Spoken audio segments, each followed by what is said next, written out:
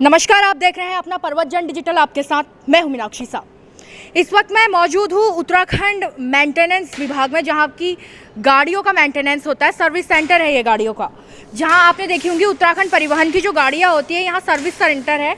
और यहाँ पर पर्वतीय क्षेत्र की जो गाड़ियाँ होती है वो गाड़ियाँ यहाँ पर सर्विस करने के लिए आती है। भाई जी, वही गाड़ी आती है ना जो पर्वतीय क्षेत्र, पर्वतीय डिपो की पर्वतीय डिपो की यहाँ पर गाड़ियाँ सर्विस सेंटर के लिए आती है। अब आप लोगों ने कल और आज का एक हादसा सुना होगा जिसमें चलती हुई गाड़ी से टायर निकल आया था और एक में थे 56 लोग, एक में थे 57 लोग। दूसरी गाड़ी की बात है वो आज सुबह की है, जिसमें चलती हुई गाड़ी का टायर फट गया था। गाड़ियाँ जिस समय आती है यहाँ पर, किस तरीके की सर्विसिंग यहाँ पर की जाती है कि चलती हुई गाड़ी से टायर निकल जा रहा है, टायर फट जा रहा है। ऐसे कई सारे किस्से, चलती हुई गाड़ी पे आग लगना, ऐसे न जाने कितने किस्से देखने को मिल जाते हैं। तो इस सब को लेकर जब हम यहाँ मेंटेनेंस विभाग में आए परिवहन के, तो हाँ, किसी भी अधिकारी ने हमसे बात करने को मना कर दिया। साथ में ये बोला कि कर लीजिए आपको जो करना है, लेकिन हम बाइट नहीं देंगे क्योंकि हमें हमारे अधिकारियों ने मना किया हुआ है। अब देख रहे हैं आप कि जब जिसमें एक में 56 और एक में 57 लोग बैठे हुए थे, 100 से अधिक लोगों की जान बन आई थी, उस पर अधिकारियों का कहना है कि हमें बात नहीं करनी है। बहुत विचित्र बात है। देखिए किस तरीके से यहाँ पर उत्तराखंड परिवहन की जो गाड़ियाँ हैं, तो देख रहे हैं आप, ये गाड़ियाँ यहाँ पर खड़ी होती हैं, इनकी सर्विसिंग की जाती है चलाने से पहले। तो यहाँ पर कुछ लोग हैं, उनसे बातचीत करते हैं। भाई जी, आपसे थोड़ा सा बातचीत करेंगे। एक चीज़ बताइए, ये गाड़ियाँ जिस समय चलती हैं उससे पहले यहाँ पर चेक होती हैं? उससे पहले यहाँ पर एक डिफेक्ट देखा, आइए मैं दिखाता हूँ आपको। हाँ, आइए आइए। हमारे पास होता है। थोड़ा सा, एक मिनट, माइक के पास नहीं है ना तो आवाज़ नहीं की।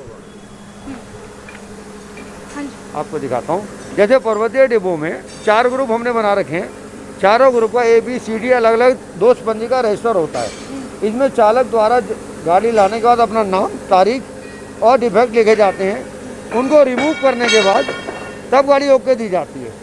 जो गाड़ी ओके हो जाएगी उसमें आदमी का नाम, मतलब हर गाड़ी चलने से पहले एक बार यहाँ पर आती है सर्विस? 100% पूरी ट्रिप करने के बाद गाड़ी एक बार यहाँ आती है। यहाँ आने के बाद हम उसको डिफेक्ट लिखते हैं, जो भी चालक द्वारा दिए जाते हैं उसको मतलब अपनी तरफ से चेक करते हैं। कोई ड्राइवर शिकायत करता है मेरी गाड़ी में काम नहीं हुआ, तो हमारी जिम्मेदारी है उस वर्कर को बुलाएं, उससे मुझे भी क्यों काम नहीं हुआ और काम सही तरीके से हो। भले 1 घंटे लेट गाड़ी है, हमारे MD साहब का भी कहना है यात्री पूरे मिले, तकनीकी रूप से गाड़ी सही होनी चाहिए, तभी गाड़ी मार्ग पर भेजी। अच्छा, जब ये सारी चीजें हैं, अगर गाड़ी का चलते हुए टायर निकल आता है या ये टायर फट जाता है तो गलती किसकी होती है? देखिए मैडम, ऐसा है, किसके कई कारण हो जाते हैं। कुछ चीज़ें तो ऐसी हैं जो वास्तव में कर्मचारी से फिर पूछताछ होती है, उसकी इंक्वायरी होती है। इंक्वायरी में हम मतलब जो फोरमैन है हमारे डिपो का, उसकी स्पष्टीकरण मांगते हैं, उसके द्वारा लिख कर देते हैं इसके लिए कौन कर्मचारी दोषी है। वो दोषी कर्मचारी का जब डिटेल देता है तो उस पर कार्रवाई हमें करने का अधिकार है। उसको हम जो उसके अपॉइंटमेंट अधिकारी हैं उसको रिपोर्ट भेज देते हैं कि ये वास्तव में दोषी है नहीं है करके। कुछ चीज़ें अकस्मात भी हो जाती हैं, जैसे टायर में रास्ते में ड्राइवर ने हवा डलवा ली और ज़्यादा पड़ गई। मेरी बात सुनो ना, अब हवा तो यहाँ से चेक होकर जा रही है, उसके बाद उसको महसूस हुआ टायर में हवा कम है, उसने रास्ते में डलवा ली।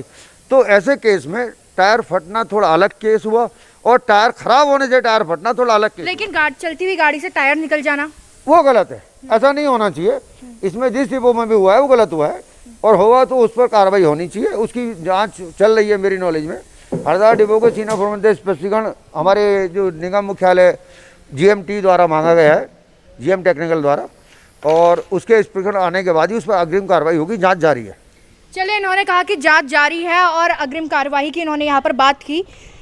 तो आपको बता दूं, कोई भी अगर सफ़र शुरू हो रहा है, ये उत्तराखंड परिवहन की गाड़ियाँ आप यहाँ पर देख रहे हैं, कोई भी सफ़र शुरू होने से पहले पूरी गाड़ी को चेक किया जाता है कि गाड़ी के जो टायर है वो ठीक है, कोई खराबी गाड़ी में तो नहीं है। इस तरीके से सारी जो भी गाड़ी में डिफेक्ट होता है वो चेक किए जाते हैं। उसके बाद ही पैसेंजर्स गाड़ी में बैठते हैं।